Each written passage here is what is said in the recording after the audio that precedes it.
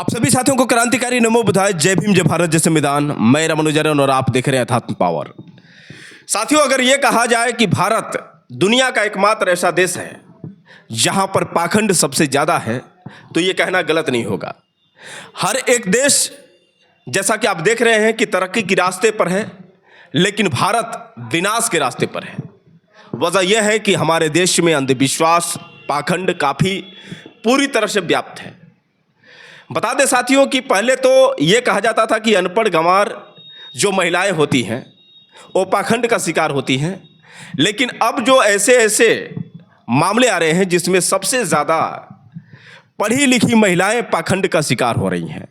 बता दें साथियों कि मुंबई के नासिक में एक बाबा जिसका नाम अशोक खरात, जिसको भोंदू बाबा के नाम से लोग जानते थे, और इसके एक से बढ़कर एक ऐसे वीडियो वायरल हो रहे हैं जिस वीडियो को देखने के बाद कहीं ना कहीं ऐसा ही एहसास हो रहा है कि अमेरिका में एप्स्टीन फाइल जो थी, कहीं ना कहीं दूसरी ये एप्स्टीन फाइल भारत में खुल रही है। लगभग 58 सेक्स वीडियो जो इसके पेन ड्राइव में देखने को मिले हैं, जो ये भोंदू बाबा देखने में बिल्कुल सज्जन सा दिख रहा है, जिसके चरणों में किस तरह से भारत के तमाम शिक्षित वर्ग के लोग जो लोकप्रिय नेताओं में एक हैं जाकर झुक रहे हैं। यहाँ तक कि साथियों आपको बता दें कि ये भोंदू बाबा अमित शाह के साथ भी बैठा हुआ नजर आ रहा है। देख सकते हैं साथियों इस तस्वीर में। आपको बता दें साथियों कि राज्य महिला आयोग की अध्यक्ष रूपाली चाकणकर, सोचने वाली बात है साथियों कि सोचिए कि एक उच्च पद पर बैठी हुई ये महिला ये भी हवस का शिकार हो गई। देख सकते हैं साथियों कि ये राज्य महिला आयोग की अध्यक्ष रूपाली चाकणकर, जिनके साथ भारी मात्रा में पुलिस फोर्स है, क्या आप इनके होलिया को देखकर अंदाजा लगा सकते हैं? पति तो नाम का है, लेकिन पति परमेश्वर तो ये भोंदू बाबा थे। ये भोंदू बाबा के पैर को किस तरह से धो रही हैं देखिए साथियों। और एक ही नहीं, कई कई ऐसे फोटो हैं जिस फोटो में ये साफ तौर से देखी जा सकती है कि किस तरह से ये भोंदू बाबा की शिष्य हैं और भोंदू बाबा की भक्त हैं, और इतनी बड़ी भक्त हैं कि भोंदू बाबा के लिए कुछ भी करने के लिए तैयार है। और सिर्फ इकलौती ये नहीं रही हैं, बल्कि बहुत सारी ऐसी शिक्षित महिलाएं भोंदू बाबा के चंगुल में फंस गई। एक विशेष रिपोर्ट आपको दिखाते हैं, पहले आप उस रिपोर्ट को देखिए, उसके बाद हम सीधे आपसे बात कर रहे हैं। महाराष्ट्र के नासिक में खुद को ज्योतिष और गार्डमैन बताने वाले अशोक खरात उर्फ कैप्टन खरात की गिरफ्तारी के बाद एक चौंकाने वाले खुलासे सामने आ रहे हैं। पुलिस की कार्रवाई के बीच एक 34 साल की महिला टीचर ने खरात पर गंभीर आरोप लगाते हुए बताया कि किस तरह वह महिलाओं, कुंवारी लड़कियों और आम लोगों को धोखा देकर उनका भरोसा जीतता और फिर उनका शोषण करता था। पीड़िता के अनुसार वह करीब 3-4 साल पहले अपने पति की नौकरी से जुड़ी परेशानियों के कारण खरात के संपर्क में आई थी। शुरुआत में उसने अंक ज्योतिष के जरिए समाधान बताकर भरोसा जीता, लेकिन धीरे धीरे उसका व्यवहार बदलने लगा। महिला का आरोप है कि एक मुलाकात के दौरान उसने हीलिंग के नाम पर उसका हाथ पकड़ा और अनुचित हरकतें करने लगा, जिसके बाद वह वहां से चली गई। महिला ने यह भी खुलासा किया कि खरात अपने पास आने वाले लोगों को प्रभावित करने के लिए एक खास तरीका अपनाता था। वह अपने केबिन में बैठकर लोगों की निजी जिंदगी से जुड़े सवाल जोर जोर से पूछता और फिर आईफोन की सीरी जैसे मोबाइल ऐप से मिलने वाले जवाबों को दैवी शक्ति की आवाज़ बताकर पेश करता था। वह आवाज़ करता था कि कैमरे में एक पवित्र आत्मा मौजूद है जो कभी झूठ नहीं बोलती। इसी चाल से वह लोगों की निजी जानकारी हासिल कर उन्हें अपने प्रभाव में लेता था। आरोप है कि एक बार महिला अपने पति के साथ उसके पास गई तो उसने पति को बाहर बैठाकर महिला को अंदर बुलाया और एक विशेष अनुष्ठान का बहाना बनाया। महिला के मुताबिक उसे तांबे के बर्तन में पवित्र जल पिलाया गया और फिर उसके साथ जबरदस्ती की गई। विरोध करने पर उसे धमकाया गया कि अगर उसने किसी को बताया तो उसके पति के जीवन पर बुरा असर पड़ेगा। पीड़िता ने यह भी बताया कि खरात ने इस अनुष्ठान के नाम पर उसके पति से करीब 50,000 रुपये भी लिए और आगे पूजा कराने का दबाव बनाया। मामले में अब तक कई महिलाएं सामने आ चुकी हैं जिन्होंने इसी तरह के आरोप लगाए हैं। हालांकि सूत्रों के मुताबिक कुछ पीड़िताएं अब भी सामने आने से हिचक रही हैं। पुलिस ने आरोपी को गिरफ्तार तो कर लिया है और मामले की गहन जांच भी जारी है।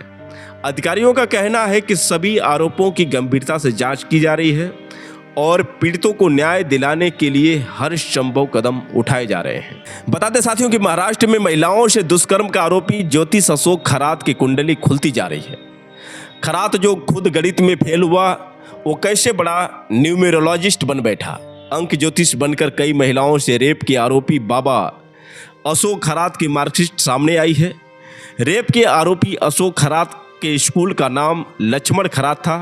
वह 10वीं कक्षा में गणित में फेल हो गया था, लेकिन इसके बावजूद खुद को अंक शास्त्र यानी न्यूमेरोलॉजी का विशेषज्ञ बताता था।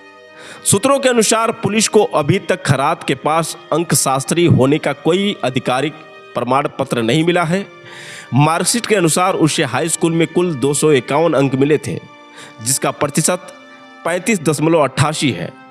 उसे मराठी में 39, अंग्रेजी में 37, गणित में 28, विज्ञान में 62, समाजशास्त्र में 38 और हिंदी में 47 अंक प्राप्त हुए थे। वह सिन्नर तालुका के वावी स्थित माध्यमिक विद्यालय का छात्र था। बता दें साथियों कि अशोक खरात पर कुछ लोगों की बलि देने का भी शक है। तलाशी में मिले हथियारों, कारतूसों और अघोरी परंपराओं के रहस्यमयी सामानों ने गुत्थी और उलझा दी है।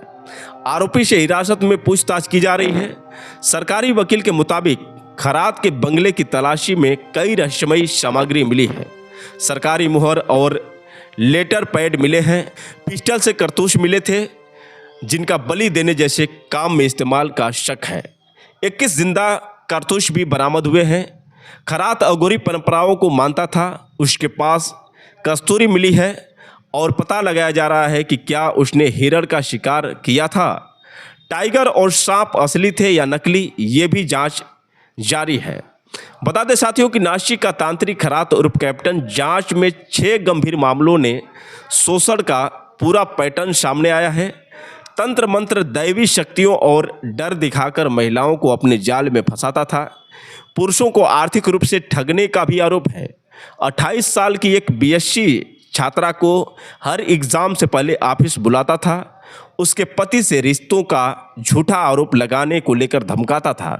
2 साल तक उससे कई बार दुष्कर्म करने का भी आरोप है।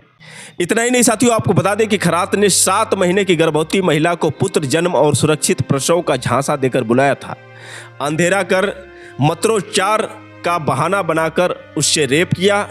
इस घटना के बाद वो डिप्रेशन में चली गई और पुलिस को शिकायत दी। एक और महिला 2020 में उसके संपर्क में आई। खरात ने खुद को अवतारी बताकर उसका रेप किया। तलाक के बाद शादी का झांसा देकर दुष्कर्म किया और गर्भ ठहरने पर गर्भपात किया। तो दोस्तों, यही है हमारे देश की सबसे बड़ी हकीकत।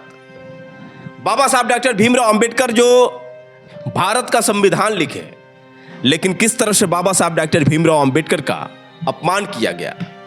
आज भी बाबा साहब डॉक्टर भीमराव अंबेडकर की प्रतिमा तोड़ी जाती है। बाबा साहब डॉक्टर भीमराव अंबेडकर का किस तरह से अपमान ये मनुवादी करते हैं। लेकिन इसी देश में 10वीं फेल ये भौंदू बाबा अशोक खरात, एक पाखंडी बाबा, किस तरह से अपना एक साम्राज्य बनाया था। अपने आप को भगवान समझता था, अपने आप को मसीहा बता रहा था, यहाँ तक कि अपने आप को कृष्ण बता रहा था। और जितनी भी महिलाएं जाती थी उनको राधा बताता था, अपने मूत्र पिलाता था, उनकी शुद्धिकरण करता था और उनको डरा धमका कर अपने वश में कर लेता था। बता दें साथियों कि ये पहला बाबा ऐसा नहीं है। इससे पहले भी आप लोगों ने आसाराम बापू को देखा, राम रहीम को देखा, बहुत सारे ऐसे जैसे रामपाल, तरह तरह के ऐसे ढोंगी बाबा आते रहते हैं और समाज को गुमराह करने का काम करते रहते हैं, महिलाओं को फंसाते हैं। लेकिन दुर्भाग्य है हमारे देश की कि इसके बावजूद हमारे देश की महिलाएं पाखंड और अंधविश्वास में लिपटी हुई हैं। उनको हम लाख प्रयास करें कि वह अंधविश्वास पाखंड छोड़कर बाबा साहब डॉक्टर भीमराव अंबेडकर के सिद्धांतों को अपनाएं तो नहीं मानेंगी। बता दें साथियों कि ये जो ऐसी घटनाएं हैं कहीं ना कहीं दिल को झकझोर देती हैं। लेकिन क्या करें साथियों, कहते हैं ना कि जब हम सुधरना ही नहीं चाहते हैं तो तुम सुधार कर क्या करोगे। वैसे साथियों, आपको बता दें कि ये मनुवादी सरकार भी कुल मिलाकर भाजपा की सरकार, ये मनवादी सरकार भी अंधविश्वास और पाखंड को ही बढ़ावा देती है। देखते हैं साथियों कि जब कुंभ लगता है तो करोड़ों रुपए, अरबों रुपए खर्च किए जाते हैं। इसी कुंभ में आप लोगों ने देखा साथियों कि हजारों की संख्या में लोग भगदड़ में मर गए। और पाखंडी बाबाओं की जब आप बात सुनते हैं, ये बागेश्वर वाले धीरेंद्र शास्त्री जिन्होंने कहा था कि जो कुंभ में नहीं नहाएगा वो देशद्रोही होगा।